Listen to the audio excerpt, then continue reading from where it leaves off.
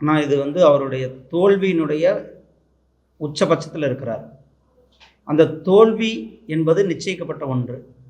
அந்த தோக்க போகிற நேரத்தில் எப்படி ஒரு தடுமாற்றம் இருக்குமோ, மனது ஐயோ தோக்க போகிறோன்ற ஒரு அலைபாய்கின்ற சூழ்நிலையில் தான் இன்றைக்கு திரு ஸ்டாலின் அவர்கள் இருந்து கொண்டிருக்கிறார். அறநிலையத்துறை சார்பாக கும்பாபிஷேகம் பண்ணிட்டு இருக்காங்க திருச்செந்தூர், திருப்பரங்குன்றம், அந்த செயல்பாடு எப்படி இருக்கு?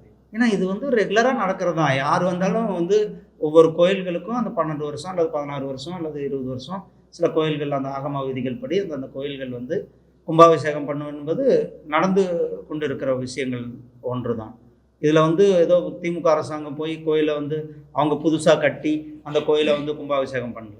இது நடைமுறையில் இருக்கிற ஒரு விஷயம். அது கரெக்டாக 12 வருஷம் இந்த வருஷம் வருது, அல்லது 16 வருஷம் இந்த வருஷம் வருது. அதில் கும்பாபிஷேகங்கள் நடந்து கொண்டு இருக்கிறது.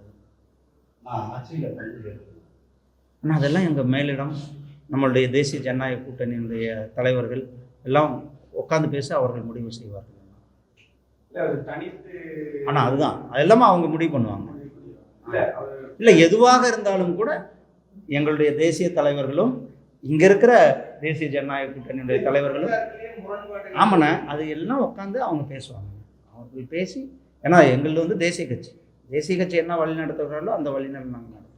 அவர்கள் எல்லாம் அதற்கான வழிகாட்டுதல் எங்களுக்கு. உண்மையாலுமே மக்களுக்கு ஒரு பெரிய குழப்பம் என்ன அப்படின்னா, தேசிய கட்சி வழி நடத்துதா இல்லை அதிமுக தேசிய கட்சி வழி நடத்துதா? ஆனால் யாரும் இல்லை. குறிப்பாக தேசிய ஜனநாயக கூட்டணியினுடைய தமிழ்நாட்டினுடைய தலைவர் அண்ணன் எடப்பாடி பழனிசாமி அவர்கள் என்பதை மரியாதைக்குரிய திரு அமித்ஷாஜி அவர்கள் தெளிவாக அறிவித்துட்டு போயிருக்கார். இது நாங்களும் எங்கள் தலைவர்களும் பல ப்ரெஸ் மீட்டில் சொல்கிறோம், பல இடங்களில் சொல்கிறோம். இது ஏன் குழப்பம், உங்களுக்கு எதுக்கு இந்த ஒரு கொஸ்டின் சந்தேகம் வருது என்பதே தெரியல. தேசிய ஜனநாயக கூட்டணியினுடைய தமிழ்நாட்டினுடைய தலைவர் அண்ணன் எடப்பாடி பழனிசாமி அவர்கள் என்பதை அமித்ஷாஜி அவர்கள் எத்தனை வாட்டி சொல்லியிருப்பார்.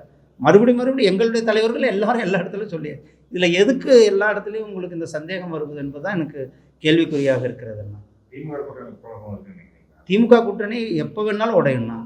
இன்னைக்கு உடையலாம், நாளைக்கு உடையலாம், நாளானைக்கு உடையலாம், உடையிற நிலையில் தான் இருக்கிறது. பல நீங்களே பார்த்துட்டு இருக்கீங்க. இன்னைக்கு மார்க்சிஸ்ட் கம்யூனிஸ்ட் கட்சி தினந்தோறும் அரசாங்கத்தை அவங்க விமர்சனம் செய்து கொண்டு இருக்கிறார்கள். அதே போல் விடுதலை சிறுத்தைகள், ஏன்னா விடுதலை சிறுத்தைகள் ஆட்சியில் பங்கு கொடுப்பாரா ஸ்டாலின்? அவருக்கு துணை முதலமைச்சர் கொடுப்பாரா? அதே போல்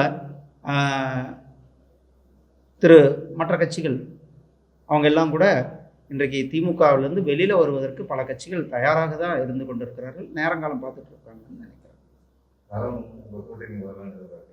ஏன்னா நிறைய பேர் திமுகவிலேருந்து வெளில வருவாங்க. தேசிய ஜனநாயக கூட்டணி இன்னும் வளம் பெறும் கூட்டணியாக இருக்க போகிறது. இன்னும் பல கட்சிகள் தேசிய ஜனநாயக கூட்டணிக்கு வர இருக்கிறாங்க. செய்திகளை உடனுக்குடன் தெரிந்து கொள்ள கீழ்கண்ட கேபிள் மற்றும் டிடிஹெச் நெட்வொர்க்குகளில் எம்நாடு செய்தி தொலைக்காட்சியை காணுங்கள். பாதகம் செய்பவரை கண்டால் நாம் பயம் கொள்ளலாகாது பாப்பா. மோதி மிதித்து விடு பாப்பா, அவர் முகத்தில் உமிழ்ந்து விடு பாப்பா. அண்மை செய்திகளை உடனுக்குடன் தெரிந்து கொள்ள இணைந்திருங்கள் எம்நாடு தொலைக்காட்சியுடன்.